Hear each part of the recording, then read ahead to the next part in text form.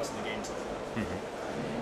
And which are the minimum requirements of your computer to? You know, I actually don't know those off the top of my head, but they're on the website. Okay. So if you go to war-europe.com, they'll have all that information on there. Okay. And which is the part of the game that you are most proud of? Definitely RVR. I've been with Mythic Entertainment for 7.5 years. I helped to launch our last game, Dark Age of Camelot, where we really introduced RVR for the first time.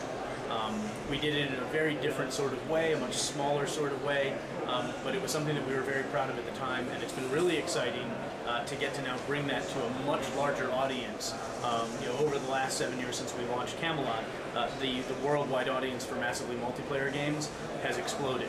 You know, before it was about 500,000 players in North America and Europe. Now you're looking at 10 million. So it's really exciting to be able to bring something as cool and unique as RVR to millions of people that have not gotten a chance to play it before.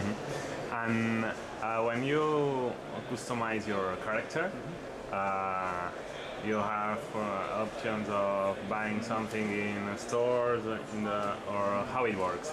He's going to drop out of the game for a moment here and show you. Okay. It's just easier to show you than to talk. So,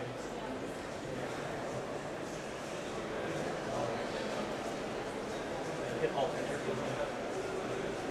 So before we get started on this real quick, one of the things that's very important to us, because strategy and RVR combat is important, you need to be able to look at another character and know what they are.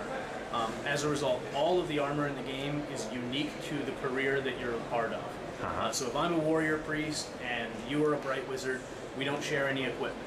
I can't give you my hat, you can't give me your pants, we can't share weapons, because Justin needs to be able to look at us and say, oh, that's a bright wizard and a warrior priest.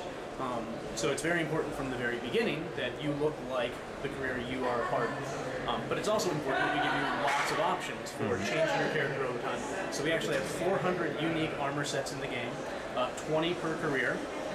So we're going to go ahead and just run you through a couple of those options real quick. So you can see, as the character progresses through, you know, it always looks like a warrior priest, even though he's changing and getting crazier and crazier over time. Here, you know, a witch elf. You know, she starts off very early on looking exactly like a witch elf, but her armor gets more and more ornate and impressive while always maintaining that silhouette, that look. You know, obviously you're not going to mistake this guy for her, and vice versa. So you're running through all these different crazy armor sets, but one of the problems you always run into in games like this is, at the high end, there's always the best armor set, and then everybody's wearing it. And then everybody looks the same, and then you don't feel very special. So that's why we've added things like armor dyeing, so that you have the ability to tint your character to look exactly like you want it to. Now, we've obviously chosen the craziest colors we could, because we never know when you're going to be across the hall and go, what the hell was that I just saw? But it's, you know, you can basically tint 2 different types of colors onto each piece of armor that you're wearing, really customize your character, make them look very unique. And if you run a guild, for example, you can actually also say, members of this guild can, you know, always use the following color sets. You know, blue and gold. That's our color set. We'll show you some more of that in just a moment. We also have trophies, which are these items that you earn in the game by doing different things. They're different than standard items because they're not really focused on improving your stats. They're focused on telling the story of what your character has done. So if you think of you know, like a veterans parade, where you have, you know, the old men from, you know, the last war, and they're marching down the street, and they're frail and they're hunched over, but you can see on their chests they've got all the medals. You know that's a badass. You know that's a guy that at some point in the past has done amazing things. You know, what he's wearing, the trophies on his chest, tell the story of what he's done in his life. And our trophies are the same way. If I see you walking past me and you've got trophies all across your chest, I know you've been a part of some really interesting fights. And even if you and I have some of the same trophies, you can slot them in various different places on your character, really, you know, decide how you want to look, how you want to decorate yourself with those. Back to the guilds really quickly though. You know, we've already chosen our guild colors, throw in blue and gold. You can also earn over time what's called a standard or a heraldry.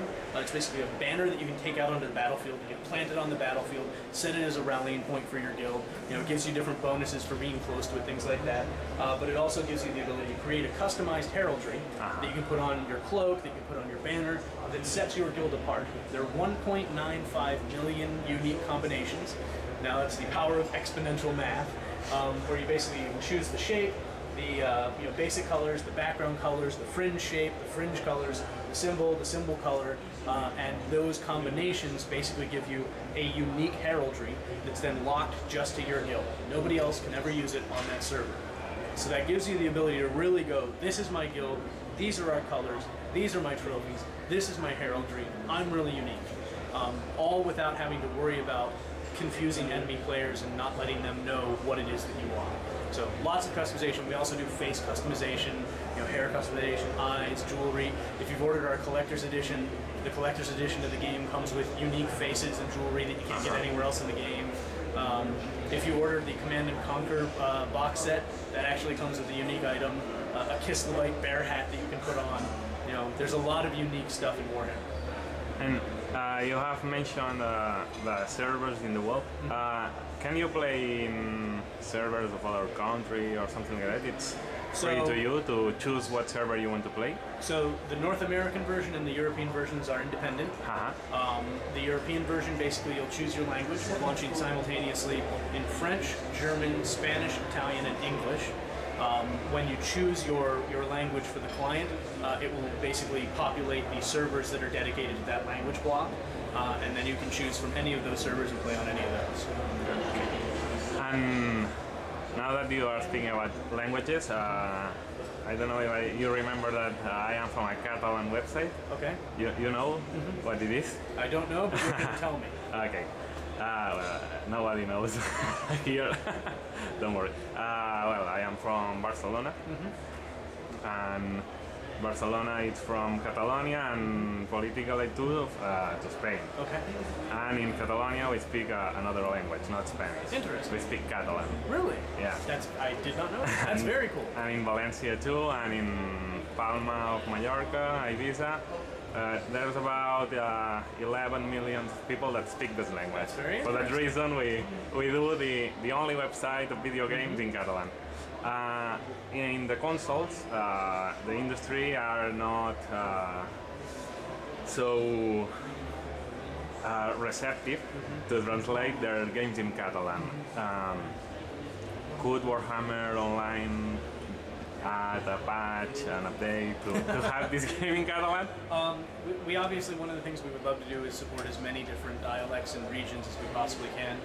We've actually worked with Goa for nearly a decade now on helping us localize the games that we make. They actually handle all of the translation, all the localization, so I really can't speak to what their plans are for further expansion in Europe. But if you wanted to talk to one of those guys out there, they can definitely give you a better answer than I can. Okay. And or maybe a possibility that the community does his own language packs or something like this. Again, the best thing to do would be to talk to the Goa people. I barely speak English, so. Okay, well then, that's all. Thank you for your time. Thank you. And thank you to our friends in Catalan. Thank you.